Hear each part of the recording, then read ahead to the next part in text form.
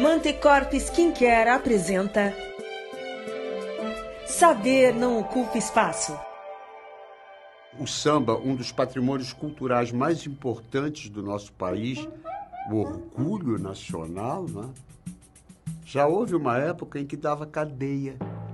Em 1890, 2 anos depois da Princesa Isabel assinar a Lei Áurea, foi criado no Código Penal o crime de vadiagem, que podia prender qualquer um que não provasse que tinha trabalho.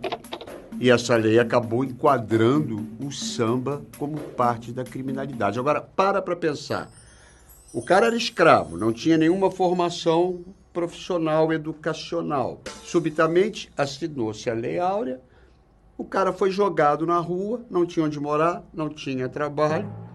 Então, era um sistema altamente cruel. E o dono do escravo é quem era indenizado. Nessa época, bastava uma pessoa andar na rua com um pandeiro na mão para acabar na cadeia, com 30 dias de prisão. Na prática, a polícia prendia principalmente negros, sambistas, capoeiristas e adeptos das religiões de matriz africana. Ou seja, nada diferente de hoje em dia. E essa perseguição aos negros e as suas manifestações culturais não aconteceu só no Brasil. Nos Estados Unidos, os escravizados eram proibidos de aprender a ler, a escrever, não podiam plantar o próprio alimento, não podiam fazer reuniões e, pasmem, não podiam fazer percussão. E foi por causa desta proibição de tambores, atabaques e agogôs que a música negra norte-americana foi pro show. É por isso que os novos baianos cantavam: o tio Sam está querendo conhecer a nossa batucada.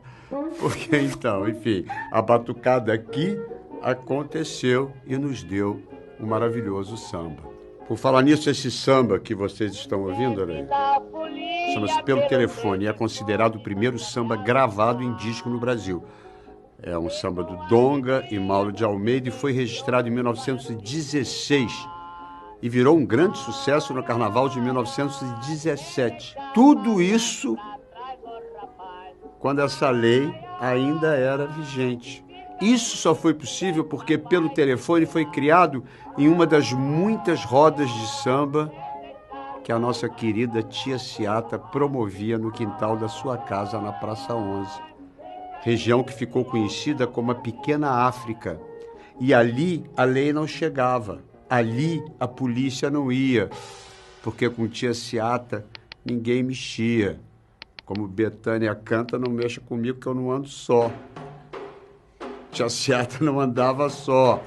E ninguém mexia com ela, não só porque ela era mãe de santo, e uma mãe de santo muito respeitada. Ninguém mexia com ela porque tia Ciata, usando todo o conhecimento das ervas e das tradições africanas, conseguiu curar uma ferida do então presidente da República, Venceslau Braz.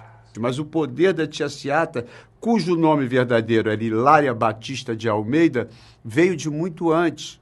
Ela nasceu em 1854, em Santo Amaro da Purificação, na Bahia. No ano seguinte, em 1855, metade da população foi dizimada por um surto de cólera, mas ela sobreviveu. Criada numa família de mulheres negras que trabalhavam como cozinheiras, Hilária foi iniciada no candomblé por seu pai de santo, que era africano, e tornou-se mãe de santo confirmada como Ciata de Oxum. Aos 22 anos, ela migrou para o Rio de Janeiro em busca de melhores condições de vida, no êxodo que ficou conhecido como a diáspora baiana. No Rio, ela teve uma filha, separou-se e passou a viver vendendo quitute junto com outras mulheres baianas de sua geração, as famosas tias baianas quituteiras do Rio de Janeiro. Depois conheceu um funcionário público, casou-se e com ele teve 14 filhos.